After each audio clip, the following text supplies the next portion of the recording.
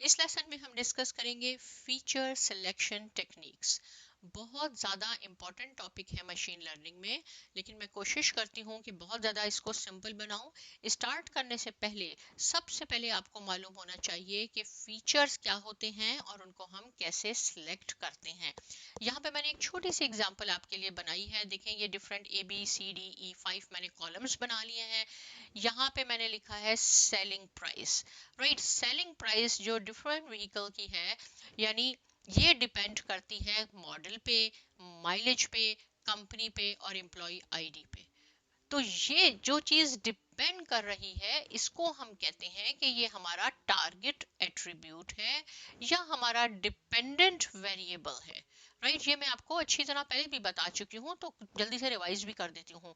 ये जो बाकी आपके पास एट्रीब्यूट 4 रह गए, ये हमारे पास हो जाते हैं फीचर्स। इनको हम फीचर्स भी कहते हैं, इंडिपेंडेंट वेरिएबल भी कहते हैं, या हम इनको एट्रीब्यूट्स भी कहते हैं।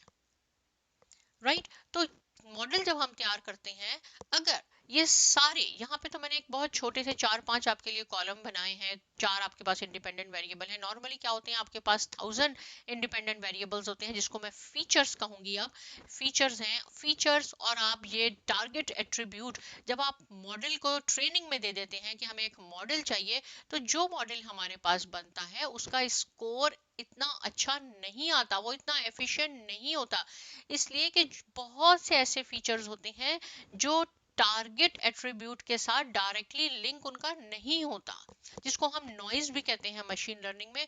तो वो हम सब जब प्रोवाइड कर देते हैं तो एक्यूरेसी इतनी अच्छी नहीं होती। हमारा मकसद ये होता है कि हमने जो अपना ऑब्जेक्टिव अचीव करना है, उसमें हमने ऑप्टिमल फीचर्स यानी वो फीचर्स सेलेक्ट करने हैं जो टारगेट एट्रीब्यूट से बहुत ज़्यादा रिलेट करते हों, हमारी परफॉर्मेंस भी अच्छी होनी चाहिए और हमारे मॉडल का एक्यूरेसी भी बहुत हाई होनी चाहिए। तो इसके लिए है कि अब कौन से ऐसे फीचर्स हैं, यहाँ पे मेरे पास ABCD सिर्फ 4 फीचर्स हैं, कौन से ऐसे फीचर्स हैं जो हम सिलेक्ट करें ताकि टारगेट एट्रीब्यूट उसे रिलेट अच्छी तरह कर सके। इसको देखने के लिए, इनको सिलेक्ट करने के लिए हमारे पास मुख्तलिफ मेथड्स होते हैं। हमारे पास फिल्टर मेथड है, रैपर मेथड है, एम्बेडेड मेथड है। इसको मैं डिस्कस करूंगी वन बाय वन ताकि आपका कॉन्सेप्ट और ज़्यादा क्लियर हो जाए। फिल्टर मेथड में आपके पास आता है इंफॉर्मेशन गेन मेथड, आता है काय स्क्वायर, आता है कोरिलेशन, आता है स्टैटिस्टिक्स में बहुत अच्छी तरह ये सारे टॉपिक मैं आपको बता चुकी हूँ। कोरिलेशन में इनमें क्या होता है कि हम देखते हैं कि वेरिएबल्स में, यानी डिपेंडेंट वेरिएबल में और टारगेट वेरिएबल में, इंडिपेंडेंट वेरिएबल में क्या रिलेशन है। इसके लिए क्या करना होगा, हमने सपोज मैं इन दो कॉलम को पिक कर लेती हूँ, एक मैंने डी ले लिया और ई, ये मेरे पास टारगेट एट्रीब्यूट है, ये मेरे पास जो फीचर है ये इंडिपेंडेंट है। इन दोनों में मैं देखती हूँ कि क्या रिलेशन है। राइट, अगर ये डाटा तो ओनली 7 और 8 और 9 रोज है, रिकॉर्ड्स है हमारे पास, अगर थाउजेंड्स है तो बहुत अच्छा है कि आप इसका ग्राफ बना लें एक्सेल पे। वो भी मैंने आपको बताया है, पाइथन में मैंने आपको बताया है, उससे आप विजुअलाइज करके देख सकते हैं। जैसे जैसे मॉडल इंक्रीज होता है, प्राइस भी इंक्रीज हो रही है। इट मींस कि मॉडल में और सेलिंग प्राइस में काफी अच्छा रिलेशन है। राइट, अगर ये सपोज ऐसे ऐसे ऐसे ऐसे पॉइंट है, तो काफी सारे पॉइंट होंगे जो एक लाइन पे आएंगे। जब आप इसका कोरिलेशन देखेंगे, और कोरिलेशन की रेंज होती है 0 to 1, मे बी 90% आ जाए, 0.90 आ जाए, मे बी 95% आ जाए। तो जैसे जैसे मॉडल इंक्रीज होगा, कीमत भी यानी प्राइस भी आपकी इंक्रीज होगी, तो इट मींस कि हम ये डी कॉलम सेलेक्ट कर लेंगे जब हमने इसको ट्रेनिंग सेट में देना होगा। फिर हम माइलेज पे आ जाएंगे, माइलेज को और इसको कंपैरिजन करें सेलिंग प्राइस को।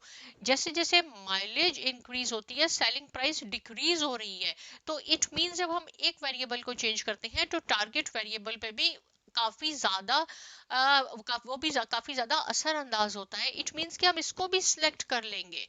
राइट, ये फिल्टर मेथड में आता है।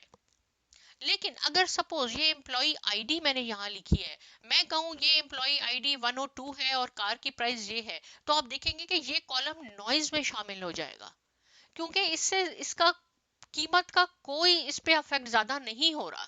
एम्प्लॉय आईडी में यहाँ 1000 कर दूं, मैं 10,000 कर दूं, उससे ये नहीं होगा कि अगर एम्प्लॉय आईडी आपकी 5000 है तो इसकी प्राइस भी इंक्रीज हो रही है। तो इट मीन्स के फिल्टर में मैं इसको निकाल दूंगी। जब हम इसका कोरिलेशन मालूम करेंगे तो इसका कोरिलेशन बहुत कम होगा, राइट।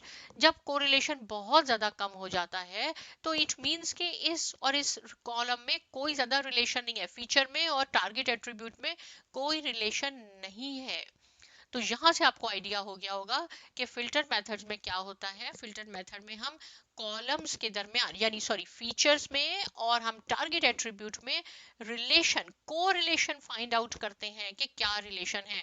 जितना ज्यादा रिलेशन होगा उस फीचर को हम सिलेक्ट कर लेते हैं। उसके बाद जो हमारा ट्रेनिंग में हम डेटा देंगे, ये फीचर्स हम देंगे, टारगेट एट्रीब्यूट देंगे, जो हमारे पास मॉडल तैयार होगा वो एक्यूरेट होगा, वो उसकी परफॉर्मेंस भी अच्छी होगी, उसकी एक्यूरेसी भी अच्छी होगी। अब हम बात कर लेते हैं रैपर मेथड की। रैपर मेथड में आपके पास रिकर्सिव फीचर एलिमिनेशन मेथड आ जाता है, जेनेटिक एल्गोरिथम आ जाती है। अब इसका क्या मीनिंग है, राइट। इसमें क्या होगा, इसमें सबसे पहले हम सपोज ए से ही शुरू कर लेती हूँ मैं। ए का और ई को हम लेते हैं, राइट। यहाँ मैं लिख लेती हूँ ए प्लस ई। इन दोनों को मिला के हमने इसको ट्रेनिंग में दिया और इससे एक मॉडल तैयार हो गया, राइट। हमारे पास एक मॉडल तैयार हो गया। वो मॉडल इतना एक्यूरेट नहीं होगा, उसकी एक्यूरेसी अच्छी नहीं होगी, क्योंकि एम्प्लॉय आईडी में मैंने आपको पहले ही बताया सेलिंग प्राइस से कोई इसका रिलेशन नहीं है। फिर हम क्या करते हैं, मैं कहती हूँ चले अब हम ए और बी को भी मिला लेते हैं। ए और बी को मिलाया और इसका हमने कंपैरिजन किया सेलिंग प्राइस के साथ। ये हमने एट्रीब्यूट, ये 3 एट्रीब्यूट हमने ट्रेनिंग में दिए और उससे एक मॉडल तैयार हुआ और उसका भी हमने स्कोर चेक कर लिया कि क्या स्कोर आया, राइट। सिमिलरली आप ए सी को कर सकते हैं। ए सी को कंसीडर करके ई के साथ, यानी ये जो सेलिंग प्राइस है टारगेट, ये तो आपने लेना ही है, इसका आपने ट्रेनिंग में दिया और एक मॉडल आपने तैयार कर लिया। या आप ए बी सी को कर सकते हैं, राइट। ए बी सी को ई के साथ एक और मॉडल तैयार हो गया। आप इसमें ए सी डी करके ई के साथ उसको मिला के एक ट्रेनिंग में देंगे और एक मॉडल तैयार हो गया। तो अभी तो हमारे पास बहुत ज्यादा कम एट्रीब्यूट्स हैं, जिस फिर भी हमें 5 6 8 एटलीस्ट इतने मॉडल हमारे पास तैयार हो जाएंगे। ये सारा डाटा जो है ये समझे एक सेट है जो हमने बचपन में पढ़ा था। इसमें से जो मैं ए और ई कॉलम ले रही हूँ, 2 एट्रीब्यूट ले रही हूँ, ये इसका सबसेट है। ए बी और ई है, अब ये सबसेट है, राइट। तो ये सबसेट मैंने लेके इसके मुख्तलिफ मॉडल जनरेट हो गए। अब हम देखेंगे इन सब मॉडल का स्कोर चेक करेंगे, इसकी एक्यूरेसी चेक करेंगे और देखेंगे कि किस मॉडल की एक्यूरेसी सबसे ज्यादा आ रही है। सपोज के इस मॉडल की एक्यूरेसी हमारे पास सबसे ज्यादा आ रही है, मैं कह देती हूँ 95% आ रही है, तो हम ए बी सी और ई को लेंगे। ये सिर्फ मैंने सपोज आपको बताया है, राइट, क्योंकि ए का इतना ज्यादा उसके साथ डायरेक्ट लिंक नहीं है। ये मैंने आपको सिर्फ रैपर मेथड बताया है कि रैपर मेथड कैसे काम करता है। अब क्या है कि देखें, ये तो हमारे पास 5 एट्रीब्यूट थे, उसके बावजूद भी हमारे पास काफी सबसेट्स बनते चले गए। लेकिन नॉर्मली क्या होता है, ये बहुत ज्यादा फीचर्स होते हैं, तो इसके आपने सबसेट बनाने हैं, फिर एक मॉडल बनाएंगे, फिर दूसरा मॉडल बनाएंगे, फिर तीसरा मॉडल। ये बहुत ज्यादा टाइम कंज्यूमिंग होता है, बहुत ज्यादा एक्सपेंसिव होता है। इसके लिए हम क्या करते हैं, उसके बाद हम एम्बेडेड मेथड में आ जाते हैं। तो हम एम्बेडेड मेथड को यूज करते हैं। ओवरफिटिंग इसमें भी होती है। ओवरफिटिंग और अंडरफिटिंग पे मैंने लास्ट वीडियो भी बनाई थी। ओवरफिट क्या होता है, अगर ये सारे मैं फीचर्स दे देती हूँ तो हमारा मॉडल को इस तरह बनता है, लाइन जो है ना हमारी इस तरह नहीं आएगी। ईच एंड एवरी पॉइंट को वह फीचर को कंसीडर करेगा, तो क्या होगा कि वो उसका भी हमारे पास एक्यूरेसी इतनी अच्छी नहीं आती।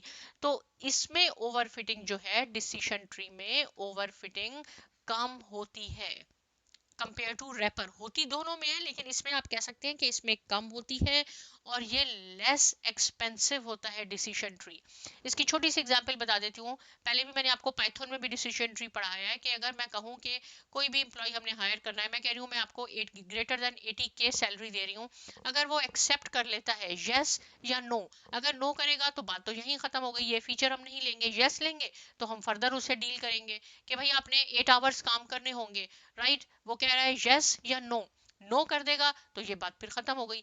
यस किया तो आगे चला जाएगा, लंच ब्रेक मिलेगा, राइट। तो ये इस तरह आप डिसीजन ट्री काम करता है, जिसमें ओवर फिटिंग, आपके पास ओवर फिट मॉडल के चांसेस कम होते हैं, लेस एक्सपेंसिव होता है। तो अगर आप देखेंगे तो हमारे पास एम्बेडेड मेथड जो है मोर सुटेबल है। तो इसलिए ये जो फीचर सिलेक्शन, नाम ये है फीचर सिलेक्शन, यानी एट्रीब्यूट सिलेक्शन, वेरिएबल सिलेक्शन, कि कौन से आपने वेरिएबल्स लेने हैं जिसकी वजह से हमारा स्कोर, हमारी एफिशिएंसी, हमारी आउटपुट मॉडल की बहुत अच्छी आए, 100% आए, ताकि वो एक्सेप्टेबल हो जाए। मुझे उम्मीद है कि ये टॉपिक आपको अच्छी तरह समझ में आ गया होगा। जब हम इसकी प्रैक्टिस करेंगे पाइथन पे तो ये और ज़्यादा क्लियर हो जाएगा। साइमा एकेडमी को सब्सक्राइब कीजिए, लाइक कीजिए, शेयर कीजिए। मिलते हैं नेक्स्ट लेसन में और बहुत शुक्रिया।